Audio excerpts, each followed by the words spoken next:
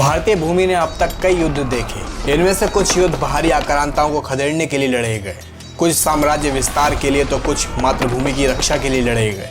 लेकिन इनमें से एक ऐसा युद्ध था जो अपनी आन बान शान और अपने आत्मसम्मान को बचाने के लिए लड़ा गया था। इस युद्ध का नाम था बैटल ऑफ हल्दी घाटी। तो चलिए हम आपको 16वीं सदी में लेकर चलते हैं। तब भारत की सरजमी पर कई राजाओं और रियासतों का वर्चस्व हुआ करता था। इनमें से मेवाड़ एक प्रमुख रियासत हुआ करती थी। मैप में इसकी पोजीशन की बात करें तो यह राजस्थान के दक्षिणी पूर्व छोर पर स्थित था। आज की भीलवाड़ा, चित्तौड़गढ़, प्रतापगढ़, राज्य संबंध, उदयगढ़ और झालवाड़ा जैसे राजस्थान के जिले, मध्य प्रदेश के नीमच, मंदसौर और गुजरात के कुछ मेवाड़ के हिस्से आते थे। मेवाड़ के बारे में हम इसलिए बता रहे हैं क्योंकि इसी रजवाड़े से उस योद्धा का संबंध था जिसने हल्दी घाटी के युद्ध में वीरता की अपनी एक अनोखी कहानी गढ़ी थी। धरती जागी, आकाश जागा, वह जागा तो मेवाड़ जागा। ये लाइंस उस शख्स को इंगित करती हैं जिन्होंने अपनी आन बान शान के रखवाली के लिए अपने प्राण न्यौछावर कर दिए थे। दोस्तों, हल्दी घाटी का युद्ध कब और कहां और किन वजहों से लड़ा गया था, इन सभी सवालों के जवाब तलाशने से पहले हम महाराणा प्रताप की एक छोटी सी जीवनी को देख लेते हैं। बात दरअसल 9 मई 1540 की है, जब मेवाड़ के राजा उदय सिंह के घर पर एक बच्चे का जन्म हुआ जिसका नाम था टीका। टीका उदय सिंह का सबसे बड़ा बेटा था। अब आप यहाँ सोच रहे होंगे कि आखिर ये टीका कौन है, तो हम आपको बताते चलें कि महाराणा प्रताप को ही बचपन में टीका करके बुलाया जाता था। दरअसल महाराणा प्रताप का बचपन भील समुदाय के साथ बीता था। भील समुदाय के बच्चों के साथ खेल कूद में बड़े हुए महाराणा प्रताप और युद्ध कला भी सीखी थी। भील समुदाय के लोग अपने पुत्र को टीका कहकर पुकारते थे, इसलिए भील महाराणा प्रताप को भी टीका नाम से बुलाने लगे। तब दक्षिणी पश्चिमी मेवाड़ में यह शब्द बहुत चलन में था। स्थानीय भाषा में आज भी यह शब्द छोटे बच्चों के लिए इस्तेमाल किया जाता है। टीका धीरे धीरे बड़े होने लगे और बड़े होकर महाराणा प्रताप के रूप में जाने जाने लगे। मेवाड़ की गद्दी संभालने के लिए राजा उदय सिंह ने अपने प्रिय रानी धीरबाई के बेटे कुमार जगमाल को अपना उत्तराधिकारी चुना, लेकिन कई लोगों की सहमति के बाद प्रताप को गद्दी सौंपी गई। इस सहमति का कारण कौशल और पराक्रम को बताया गया। महाराणा प्रताप के कौशल को देखते हुए अधिकतर लोग उन्हें गद्दी के ज्यादातर योग्य समझते थे। लिहाजा 28 फरवरी 1572 का वो दिन था जब 32 साल की उम्र में महाराणा प्रताप का राज्याभिषेक हुआ था। दोस्तों, असल में ये वो दौर था जब भारत में मुगली प्रभाव बढ़ रहा था।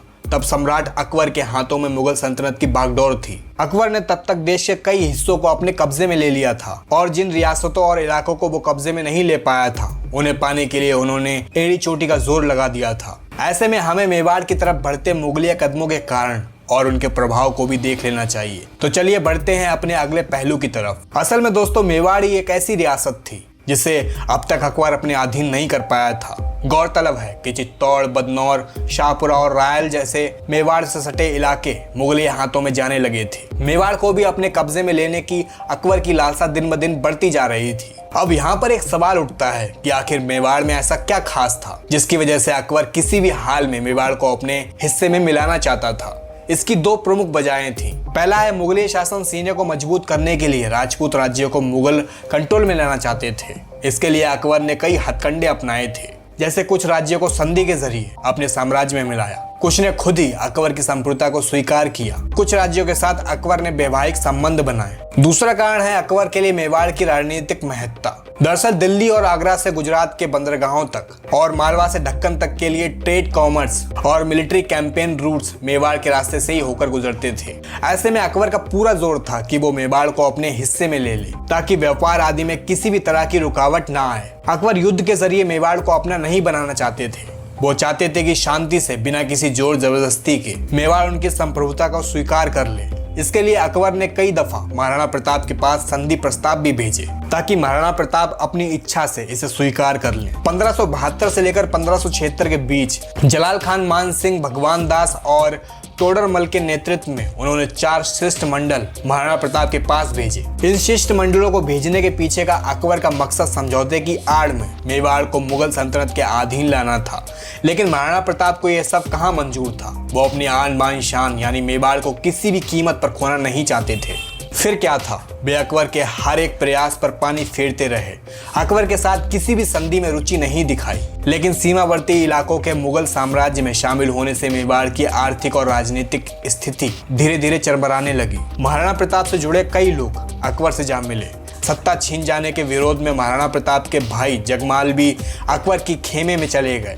इन सब का फायदा उठाते हुए अकबर ने प्रताप के सामने 2 ऑप्शन छोड़े। पहला तो यह कि अकबर की अधीनता को स्वीकार कर ले दूसरा यह कि अपना स्वतंत्र अस्तित्व चुने। असल में दूसरे ऑप्शन को चुनने में कठिनाइयां थी, लेकिन महाराणा प्रताप को किसी की अधीनता किसी भी कीमत पर स्वीकार नहीं थी। लिहाजा उन्होंने दूसरे विकल्प को संघर्ष से चुना और इन सब का परिणाम था हल्दी घाटी की लड़ाई। लिहाजा ऐसे युद्ध में किस प्रकार लड़ा गया, अकबर के तमाम प्रयासों के बावजूद प्रताप ने अकबर की अधीनता को स्वीकार नहीं किया। राजस्थान के राजसमंद जिले में एक कसई गांव है, खमनौर। इस गांव के पास एक मैदान में मुगल सेना का प्रताप के साथ युद्ध हुआ था। ये जंग एक सक्रिय पहाड़ी दर्रे से खमनौर के मैदान में बनास नदी तक लड़ी गई थी। खमनौर से बलीचा गांव तक 6 किलोमीटर में फैली रणक क्षेत्र हल्दी घाटी के नाम से जानी जाती थी। आपको बता दें, यहाँ की मिट्टी का रंग हल्दी के जैसे पीला होने की वजह से इस घाटी का नाम हल्दी घाटी पड़ा है। दोस्तों, अब सवाल आता है कि आखिर इस युद्ध में कौन कौन शामिल हुए थे, तो इसके बारे में भी थोड़ा जान लेते हैं। महाराणा प्रताप ने अपने घोड़सवार सैनिकों और भील समुदाय के धनुर्धर को युद्ध के मैदान में उतारा था। इसमें प्रताप की हरावल का नेतृत्व हकीम खान सूरी ने संभाला था। अब आप लोग यहाँ सोच रहे होंगे कि आखिर यह हरावल क्या होता है, तो आपको बताते चलें कि सेना के सबसे आगे वाले दस्ते अथवा टुकड़ी को हरावल कहा जाता है। वही मान सिंह कछवाहा मुगल सेना के हरावल का नेतृत्व कर रहे थे। महाराणा प्रताप की सेना में भील नेता राणा पुंजा भील के अलावा भामा शाह और उनके भाई ताराचंद ग्वालियर के राजा रामशाह तोमर और उनके बेटे रामदास बदनौर भीम सिंह, डोडिया झालामंड सिंह, झाला भीड़ा बचापत और जयमल मेहता जैसे योद्धा शामिल थे। वही जगन्नाथ कछवावा, माधव सिंह कछवावा, सैयद हासिम राणा प्रताप के भाई जगमाल शक्ति सिंह और सागर बहलोल खान जैसे योद्धा मुगल सेना में भर्ती थे, जो कि इस युद्ध में मुगल सेना की तरफ से लड़ रहे थे। आगे जाकर मुंतखाब उतवरिक में बदायूं ने हल्दी घाटी के युद्ध का वर्णन किया था। इस युद्ध में हाथियों और घोड़ों को भी उतारा गया था। महाराणा प्रताप के प्रतापी घोड़े का नाम था चेतक। ये वही घोड़ा था जिसने अपने मालिक को बचाने के लिए खुद की प्राण न्यौछावर कर दिए थे। दूसरी तरफ हल्दी घाटी के युद्ध में मान सिंह के हाथी का नाम मर्दाना और अकबर के हाथी का नाम हवाई था। गजमुक्ता, गजराज और रनमंदार कुछ दूसरे हाथी थे। दोस्तों, ये तो रही दोनों सेना की बात। अब बढ़ते हैं युद्ध वाले दिन की तरफ। आखिरकार वो दिन आ ही गया था जब दोनों सेना आमने सामने आई। 18 जून 1576 की सुबह युद्ध का बिगुल बजा था। महाराणा प्रताप के पहले ही बार में काफी जोर था। कई मुगल सैनिक भाग खड़े हुए थे, बल्कि खुद बदायूं भी मौका देखकर फरार हो गए थे। स्थिति को देखते हुए मुगलों की आरक्षित फौज के प्रभारी वहतर खान ने यह अफवाह उड़ा दी थी कि बादशाह अकबर स्वयं शाही सेना लेकर युद्ध में आ रहे हैं। फिर क्या था, अकबर के सहयोग की बात सुनकर मुगल सेना में थोड़ी हिम्मत बंधी। इसके बाद दोनों सेना बनास नदी के किनारे रक्तताल के मैदान में लड़ रहे थे। इस युद्ध का भी वही नतीजा निकला। मुगल सेना फिर से बिखर गई। मान सिंह ने जैसे तैसे अपनी सेना को इकट्ठा किया। फिर दोनों सेना में हाथी युद्ध में भिड़े। इसे हाथी युद्ध इसलिए कहा गया क्योंकि इसमें हाथियों के दस्ते को युद्ध में उतारा गया था। मुगल सेना की तरफ से तीरों और गोलों की बौछार होने लगी। प्रताप के खेमे में निराशा चलने लगी। तब महाराणा प्रताप ने अपने 2 हाथियों लूना और राम प्रसाद को युद्ध में उतारा। प्रताप की सेना में खंडे राव और चक्रवात जैसे हाथी भी मुगल सेना की तरफ बढ़ रहे थे।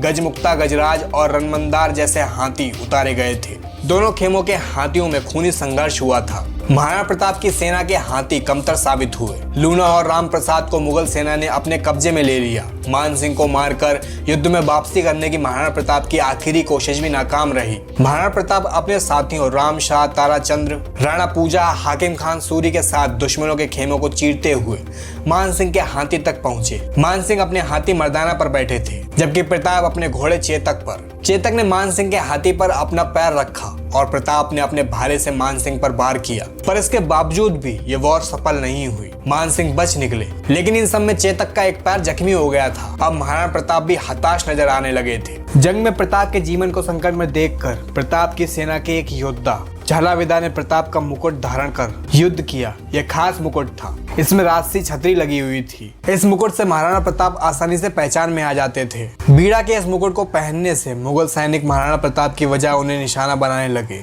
महाराणा प्रताप को समझा बुझाकर जंग के मैदान से दूर भेजा गया और बीड़ा प्रताप की जान बचाते बचाते हल्दी घाटी में वीर गति को प्राप्त हुए। आखिरकार राणा को मैदान छोड़कर जाना पड़ा। वो अपने जख्मी घोड़े के साथ पहाड़ी की तरफ निकल गए, लेकिन ज्यादा दूर तक नहीं जा सके। चेतक जख्मी हो चुका था। अपने मालिक को सुरक्षित जगह पर पहुंचाकर चेतक ने भी अपने प्राण त्याग दिए। बलीचा नाम की जगह पर महाराणा प्रताप ने अपने इस प्यारे घोड़े का अंतिम संस्कार किया। बलीचा में आज भी चेतक की समाधि बनी हुई है। लेकिन यहाँ अभी भी यह सवाल बना हुआ है कि आखिर इस युद्ध का परिणाम क्या था। असल में हल्दी घाटी के युद्ध का कोई भी परिणाम नहीं निकल पाया था। इसकी वजह यह थी कि अकबर महाराणा प्रताप को जिंदा और मुर्दा पकड़ने में नाकामयाब रहे थे। हालांकि उन्होंने मेवाड़ के कई हिस्सों पर अपना कब्जा कर लिया था। गोगुंदा का किला, जो महाराणा प्रताप का 20वां किला हुआ करता था, उस पर भी मुगल सेना ने कब्जा कर लिया था। लेकिन इस कहानी का यहीं पर अंत नहीं होता। इस युद्ध के बाद महाराणा प्रताप अरावली की पहाड़ियों में चले जाते हैं और वहीं से अपने मिशन को अंजाम देने लगते हैं। ये वही समय था जिसने काफी फेमस प्रसंग को जन्म दिया था कि महाराणा प्रताप ने जंगल में घास की रोटियां खाई थी। गोरिल्ला अथवा छापामार युद्ध के जरिए प्रताप ने धीरे धीरे अपने साम्राज्य को फिर से हासिल करने की दिशा पर काम किया। देखते देखते चित्तौड़ और माडलगढ़ को छोड़कर कुंभलगढ़, गोगुंदा और उदयपुर जैसे शेष हिस्सों पर फिर से अधिकार कर लिया था। महाराणा प्रताप के इस नए साम्राज्य की राजधानी चावंड बनी। दोस्तों, ये तो रही हल्दी घाटी की पूरी लड़ाई के परिणाम की। आप जानते हैं कि इसके बाद महाराणा प्रताप का क्या हुआ। दोस्तों, कहावत है कि उम्र की रफ्तार कभी लौटती नहीं और समय की रफ्तार कभी थमती नहीं। इसमें कोई दो राय नहीं है। इस रफ्तार ने महाराणा प्रताप के जीवन को भी अपनी गिरफ्त में ले लिया था। वो धीरे धीरे अपनी उम्र के अंतिम पड़ाव पे पहुंच रहे थे। 19 फरवरी 1597 वो दिन था जब इस वीर योद्धा ने अपनी अंतिम सांस ली। चावंड के पास बंदौली नामक जगह पर उनका अंतिम संस्कार किया गया। दोस्तों, हल्दी घाटी की लड़ाई का बेशक कोई परिणाम ना निकला हो, लेकिन इस जंग से साहस और बहादुरी का शानदार उदाहरण पेश किया गया था। अपनी मातृभूमि को बचाने और अपनी आन बान शान की रक्षा के लिए यह युद्ध आज भी हिम्मत, बलिदान और निष्ठा की प्रेरणा देता है।